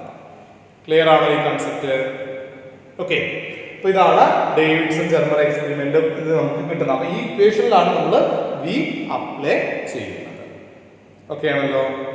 അപ്പൊ ഇത്രയേ ഉള്ളൂ ഈ ഒരു ചാപ്റ്ററിനകത്ത് നമുക്ക് പറയാനുള്ളത്. എന്തൊക്കെയാണ് നമുക്കുള്ളത്? ഫോട്ടോ ഇലക്ട്രിക് എഫക്റ്റ്, ഫോട്ടോൺ എന്താണ്, ആ ഫോട്ടോ ഇലക്ട്രിക് എഫക്റ്റുമായി റിലേറ്റ് ചെയ്യുന്ന laws of photo electric effect വളരെ ഇമ്പോർട്ടൻ്റ് ആണ് കേട്ടോ. ദെൻ ഡ്യുവൽ നാച്ചർ എന്താണ്, ഡി ബ്രോഗ്ലി വേവ് ലെങ്ത് എന്താണ്, ഐൻസ്റ്റീൻ്റെ ഇക്വേഷൻ നമ്മൾ പറഞ്ഞു. ഇങ്ങനെയുള്ള കാര്യങ്ങളാണ് ഈ ചാപ്റ്ററിലുള്ളത്. ഓക്കെ, വളരെ ചെറിയൊരു ചാപ്റ്ററാണ്, എന്നാൽ ഇമ്പോർട്ടൻറ്റും ആണ്. എക്സാമിന് ചോദിക്കുന്ന ചില ഭാഗങ്ങൾ ഇതിനകത്ത് ഉണ്ട്. ഓക്കെ ആണല്ലോ, ക്ലിയർ.